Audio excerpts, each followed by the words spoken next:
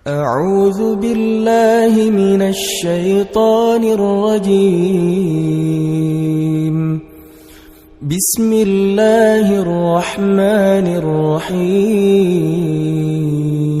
Tapi langkahnya ke kanan dulu. Itu talbis namanya. Talbis itu tipuan. Ada Bani Israel. Gimana ceritanya? Masih boleh dikit cerita? Jadi ada 3 orang pemuda, soleh-soleh semuanya. Mereka punya 1 adik perempuan, berempat. Yang paling bungsunya cewek, cantik, masih jomblo, single. Bukan jomblo, single. Karena dia biasa aja gitu dengan kesinggelannya. Nah, 3 cowok ini dapat tugas militer. Karena negara mereka itu ada wamil, wajib militer. Ada peperangan, mereka diserang. Akhirnya dia 3 cowok ini dipanggil untuk ikut berperang. Mereka khawatir gimana dengan adiknya yang perempuan. Siapa yang akan jaga, ini cerita dari hadis. Bukan fiksi. Bukan fiktif. Fiksi beda lagi. Bukan fiktif gitu. Cerita dari hadis. Nah, karena mereka nggak tahu gimana cara, ke siapa harus menitip adik perempuannya, keluarganya di luar kota, nggak ada yang di situ, susah gitu. Pokoknya intinya nggak ada yang mereka percaya selain seorang ahli ibadah yang ada di negeri mereka. Cuman beliau ini nih yang paling soleh, paling amanah, paling baik. Bukan ustadz biasa lah, ustadz legend lah ya. Udah senior banget lah ya. Nah akhirnya mereka sepakat bertiga, kita titipin aja adik kita ke syekh itu. Datanglah ke syekh ini.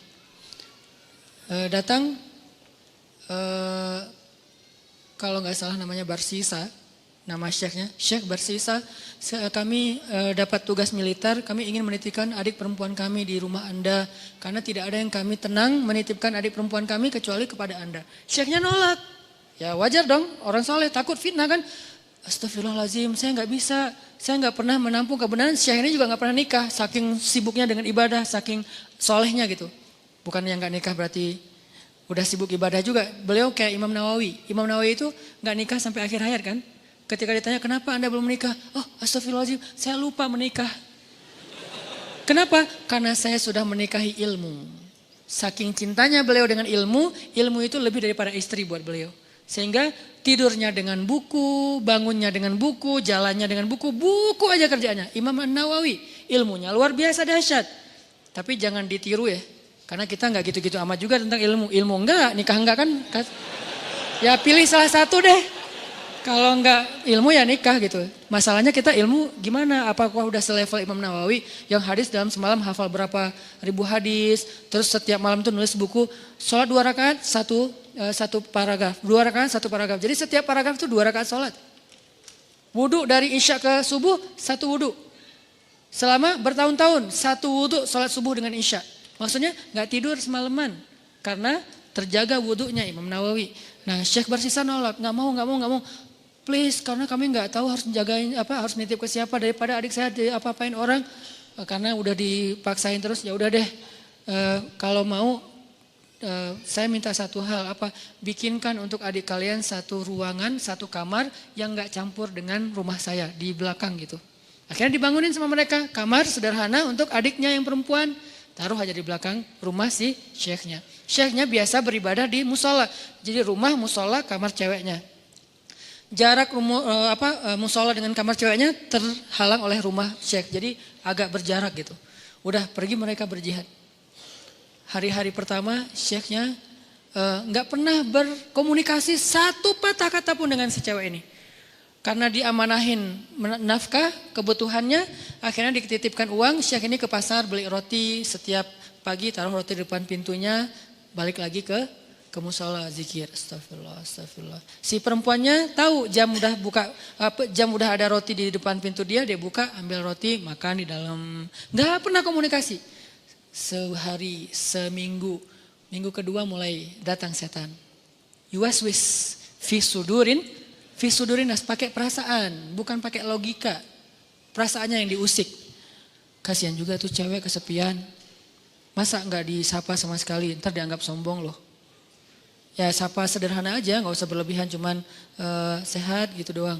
Oh ya udah, titipin roti.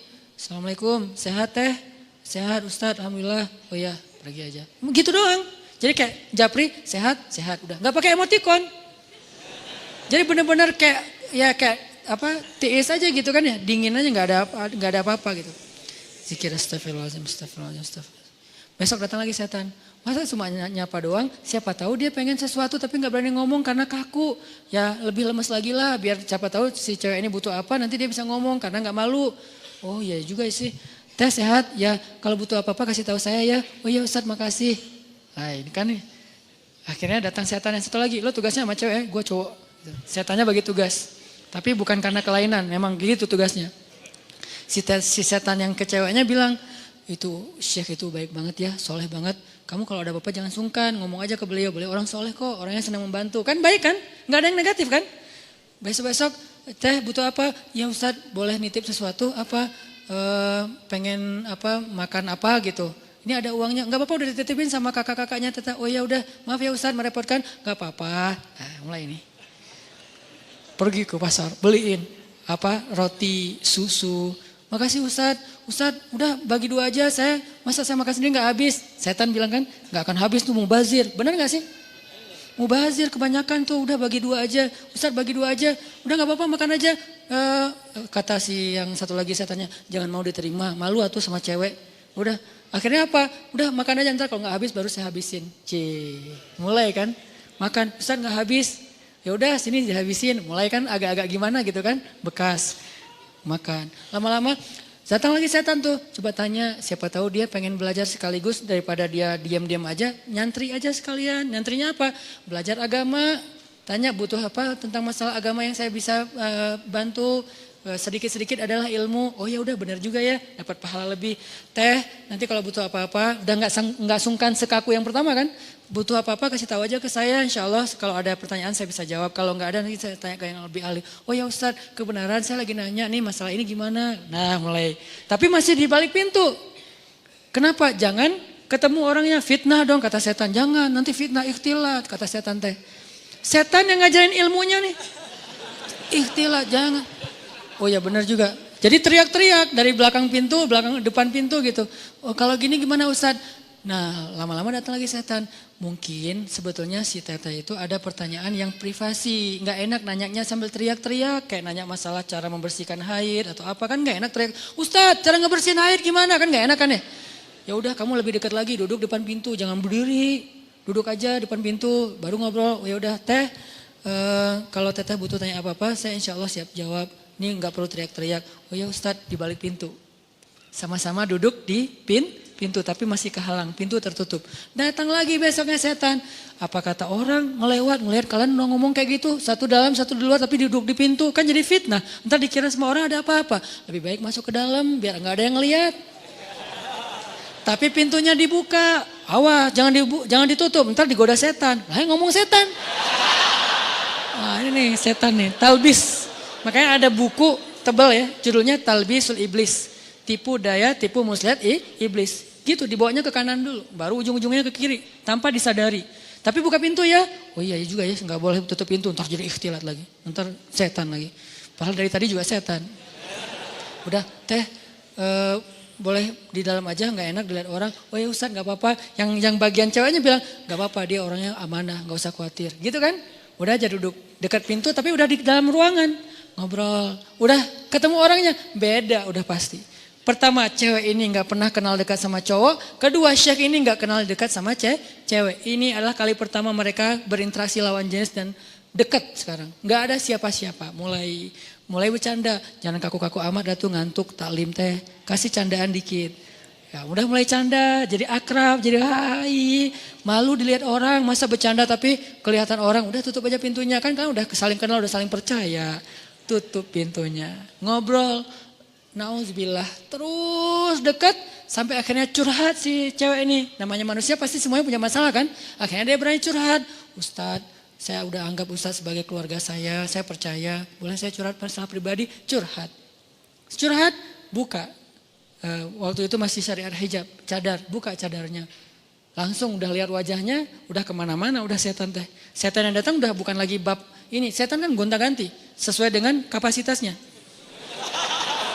Sekarang bab yang lain lagi, datang setan yang ahli di bidang yang lain. Udah terus aja sampai mereka akhirnya udah akrab, udah tahu semua cerita-ceritanya. Nangis, ceweknya nangis, senangis-nangisnya. datang setan romantis. Kalau yang pertama nggak ngerti romantis, taunya fikih. Kalau sekarang setan jangankan setan, manusia aja ada yang kayak gitu. Dulu Senok Hogranya yang di Aceh tuh, dia hafal ribuan hadis, hafal Quran 30 juz hanya untuk merusak masyarakat Aceh dengan berstatus ulama kan ya. Itu manusia loh, apalagi setan yang udah lebih legend lagi tuh. Akhirnya setan romantis datang. Kalau cewek lagi nangis kayak gitu jangan didiemin, kasih bahu. Nanti kalau dia tersinggung gimana? Nggak akan tersinggung. Cewek kalau lagi kayak gitu dia nggak akan tersinggung, dia pasti positif. Jangan kasih bahu pas dia lagi ngomongin masalah agama, kasih bahu pas dia lagi nangis, lagi emosional, itu pasti dia akan terima. Oh gitu ya? Udah Neng. Nah mulai nih akrab, usap-usap. Jadi nauzubillah akhirnya mereka berzina. Udah di sini kan? Udah berzina. Berzina sekali karena udah terlanjur dosa lah. Kagok Udah kagok kan? Udah aja, biasa aja gitu. Udah dosa juga gitu. Jangan manggil Syekh lagi lah, manggil A aja. Jadi tadi kan manggilnya Syekh, lama-lama Ustadz, lama-lama AA. Manggil lah, udah akrab teh, udah zina, ada segala macam, nauzubillah.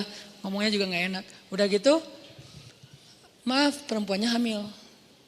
Perempuannya hamil, Syekh ini takut ketahuan sama kakak-kakaknya. Karena adik perempuan mereka ternyata dihamili sama Syekh ini.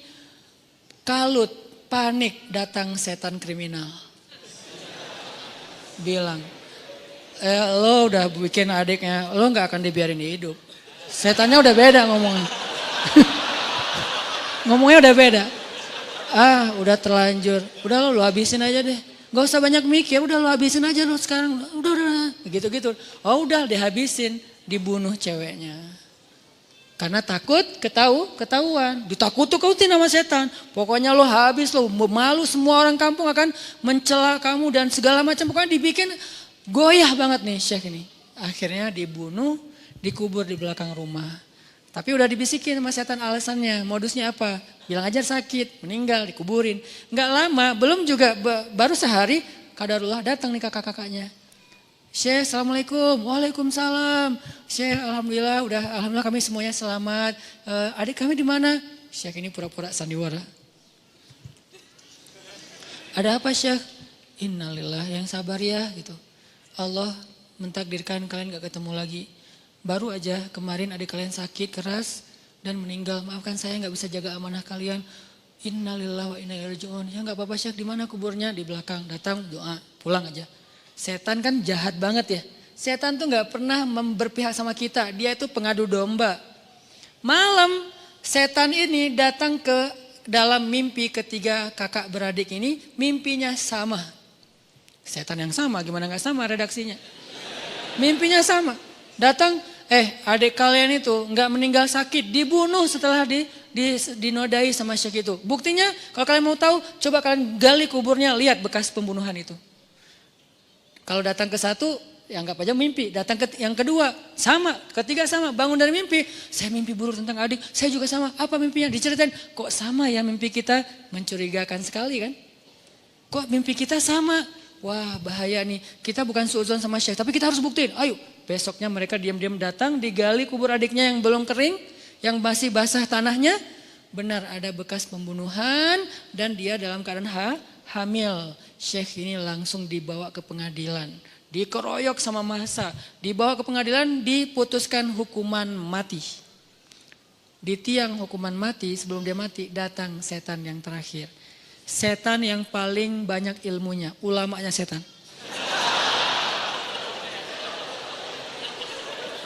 Ini nih setan paling pro nih. Datang terakhir. Syekh, kata dia. Syekh tahu selama ini kenapa Syekh sampai di sini? Yang membuat Syekh sampai di sini tuh saya dan geng. Saya and the gang. Kita yang menggoda Syekh dari awal mau menerima cewek itu, kemudian ngasih roti, kemudian mau menyapa, kemudian mau fatwa, kemudian duduk di dalam rumah, kemudian menutup pintu sampai berzina, membunuh dan seterusnya, berbohong, itu semuanya kami. Dan sekarang kamu udah gak bisa ngelak. Hukuman sudah ditetapkan. Masyarakat sudah benci sama kamu. Satu-satunya cara kamu selamat sekarang adalah cuman kami yang bisa nolong kamu. Karena kami yang mencelakai kamu. Gimana cara saya bisa selamat? Tunduklah ke saya. Sujud. Kalau kamu sujud ke saya, maka kamu akan kami selamatkan. Ini kesempatan kamu yang terakhir. Itu pedang untuk memancung dia itu udah siap. Orang kayak gitu kan labil banget. Akhirnya dia sujud, dia mengakui setan itu sebagai Tuhan. Dipancung, matilah Syekh ahli ibadah 100 tahun ini dalam keadaan pembunuh, pezina, pembohong, dan syirik. Kenapa bisa kayak gitu? La tattabi'u khutuwatis syaiton. Janganlah kalian mengikuti langkah-langkah setan. Dia gak akan langsung nyuruh satu langkah ke kiri. Dia nyuruh ke kanan sekilo. Jauh banget ke kanannya. Sampai gara-gara setan kita jadi ahli ibadah banget. Gara-gara setan nih saya jadi bisa tahajud. Kok bisa? Soalnya dulu saya gak pernah tahajud. Gara-gara ada modus sekarang jadi tahajud. Ya gitu deh. Jadi sekarang awalnya sih modus. Lama-lama istiqomah. Masya Allah setan teh. Jadi dari modus jadi istiqomah. Terus besok-besoknya tuh kan gak apa-apa. Udahlah gak usah terlalu idealis. Besok-besoknya ketemu nauzubillah. Sampai berada di sisi yang kiri. Dan itu udah terjebak. La tattabi'u khutuwatis syaitan. Jangan ikuti langkah-langkah setan. Bukan jangan ikuti langkah setan. Jangan ikuti langkah-langkah setan. Jadi yang kayak tadi misalnya dayus. Ini gara-gara ngomongin dayus nih. Suami harus cemburu. Karena cemburunya suami itulah penjaga istri.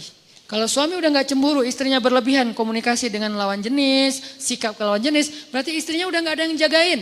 Bukankah tugas suami itu ku anfusakum wa ahlikum naro, tapi cemburunya juga cemburu yang baik, jangan mencela. Cemburunya menasihati, kan dia Al-Qur'an juga dikasih tahu kan ya, menasihati mereka, pindah tempat tidur, apalagi nasihati, pindah tempat tidur, pukul dengan pukulan yang tidak melukai dan tidak menyakiti. Kemudian kalau mau menceraikan pun dengan cara yang baik, tapi nauzubillah jangan sampai ke tahap itu gitu. Yang jelas cemburu harus punya, cuman jangan berlebihan. Nah yang akhwatnya, yang cewek-ceweknya kalau dicemburuin suami bahagialah. Kenapa? Berarti suami kita sayang sama kita. Berarti suami kita itu masih perhatian sama kita. Selama ekspresi cemburunya belum berlebihan. Cuman cemburu, jangan gitu dong gitu. Gak ada apa-apa kok, emang gak ada apa-apa tapi kan gak pantas. Nah ini nih yang kayak gini-gini nih. Kayak komunikasi japri, di grup, pas ketemu orangnya atau apapun. Ini harus terjaga. Ini nih tadi yang bab dayus ya. Ini juga sesuatu yang behavior. Ini kita rubah pelan-pelan, mudah-mudahan nanti kita akan melihat Bandung dan Indonesia, anak mudanya yang menjadi wajah negeri ini sudah memiliki behavior seorang muslim yang mungkin, yang pastinya terilhami, terinspirasi dari sosok orang yang paling ideal di antara manusia, yaitu Rasulullah Sallallahu Alaihi Wasallam.